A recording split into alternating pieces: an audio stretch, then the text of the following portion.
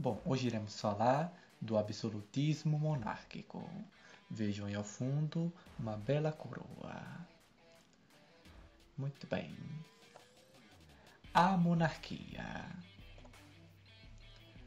A monarquia é um sistema de governo onde o rei exerce o poder, seja através do executivo ou do parlamento. Existem dois tipos de monarquias: a monarquia absolutista e a monarquia parlamentarista. Na monarquia absolutista, o poder do rei é concentrado em suas mãos, ou seja, o do chefe de governo e o do chefe de Estado. Já na monarquia parlamentarista, o poder é descentralizado, isto é, o de chefe de governo é o primeiro-ministro ou primeira-ministra e o do chefe de Estado fica sendo o rei ou a rainha. Olha que interessante isso aqui, né? E ainda hoje existem monarquias absolutistas, né? Principalmente naquela região do Oriente Médio.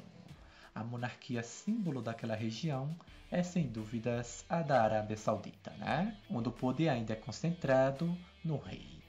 Agora, numa monarquia parlamentarista ou constitucional, aí é o inverso.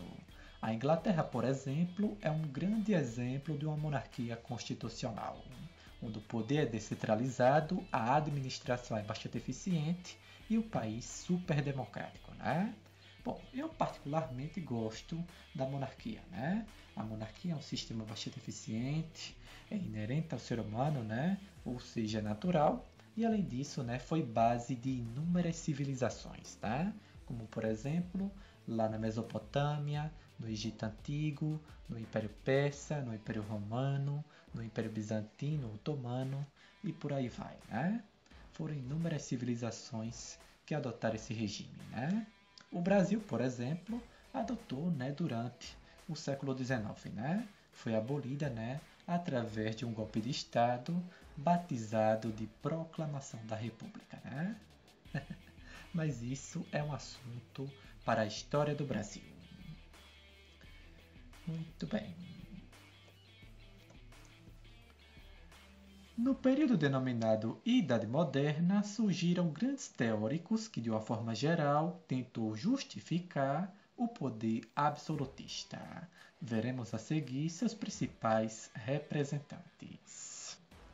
Bom, primeiramente vamos falar dos teóricos do direito temporal do absolutismo. Logo de cara vamos falar de Nicolau Maquiavel, que viveu de 1469 a 1527. Em sua obra O Príncipe, fundamentava a necessidade de um Estado nacional forte e independente da Igreja, encarnado na pessoa de chefe de governo, ou seja, o príncipe, que governaria baseado na razão e benefício coletivo. Considerava válido todos os meios utilizados para o alcance desses objetivos. E quando eu falo todos os meios, eram todos os meios mesmo, né? Como, por exemplo, matar. O que aconteceu com Joana d'Arc, né? Por exemplo, lá na Idade Média, foi aceitável para Maquiavel, já que ela, né, estava no caminho do rei Carlos VII. Olha que loucura isso aqui, né? Não é à toa que quando alguém faz uma maldade premeditada, a chamamos de maquiavélica. O outro foi Thomas Hobbes, que viveu de 1588 a 1679. Em sua obra Leviatã, justificava o absolutismo, advogando que os homens, acostumados com guerras e lutas, deveriam transferir para o Estado a responsabilidade de zelar pela proteção dos mais fracos diante da tirania dos mais fortes. Segundo ele, o rei era a garantia da paz entre os súditos. De fato, né? O ápice de seu pensamento está evidenciada na sua famosa frase, né?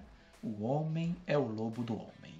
Com isso ele queria dizer, né, que o homem é inimigo do próprio homem. Óbvio, né? Agora vamos falar dos teóricos do direito espiritual do absolutismo. Bom, vamos falar primeiro de Jean Bodin. Jean Bodin viveu de 1530 a 1595. Em sua obra República, argumentava que a origem do poder do rei era divina. não havendo impedimento à autoridade real. Olha que interessante, né? E o outro foi Jacques Bossuet, que viveu de 1627 a 1704. Em sua obra A Política Tirada das Sagradas Escrituras, reforçou a doutrina do direito divino que legitimava qualquer governo, justo ou injusto. Todo governo é sagrado e revoltar-se contra ele é, portanto, um sacrilégio. Olha que interessante isso aqui, né? Para esses teóricos, o direito do rei governar era a vontade do próprio Deus. Bem claro, né? Agora vamos falar do absolutismo inglês. A gênese do absolutismo inglês surge durante a Guerra das Duas Rosas, que durou de 1455 a 1485, travada entre as famílias Lancaster e York. Porém, foi um rei da dinastia Tudor, Henrique VIII, que cristalizou a centralização do poder.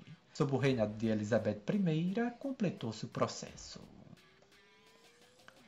Para legitimar o poder do monarca, a nobreza, como um todo, tornou-se submissa.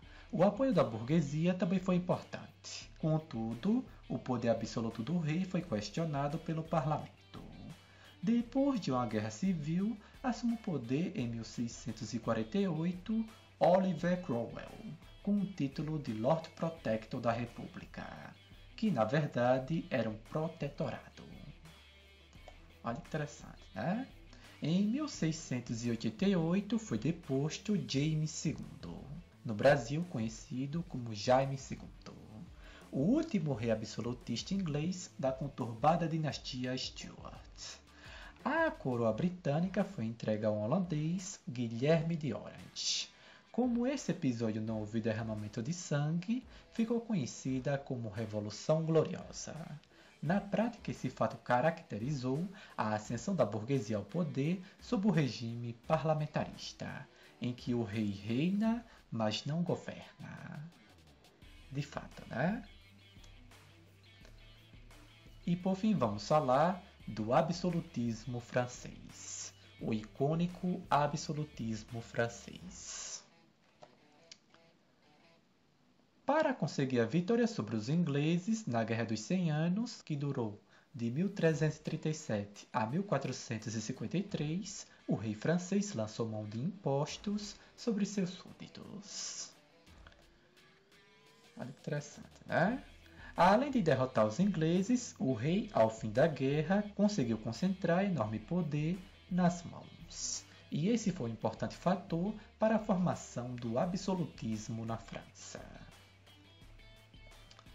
Mas foi com a dinastia dos Bourbons que o absolutismo francês cristalizou-se. Luís XIV foi o soberano que mais se utilizou das prerrogativas absolutistas. Em sua famosa frase "O Estado sou eu", do francês "L'État c'est moi", nota-se claramente o poder por ele conseguido. Em seus 72 anos, que durou de 1643 a 1715, o mais longo da história da França, foi construído o Palácio de Versalhes, símbolo do luxo em que vivia a corte do Rei Sol, como era conhecido. Interessante, né? Apesar de sua aparente estabilidade, o absolutismo francês entrou em decadência. As guerras externas e os gastos com luxo na corte do rei enfraqueceram as finanças do reino. O resultado foi uma crise econômica que se aprofundou nos reinados de Luís XV e Luís XVI, quando ocorreu a Revolução Francesa, que durou de 1789 a 1799. Vejam aí Luís XIV, o Rei Sol, que viveu de 1638 a 1715. Um dos maiores reis da história da humanidade, né? Então foi isso. Hoje falamos do absolutismo monárquico. Muito obrigado, valeu e falou.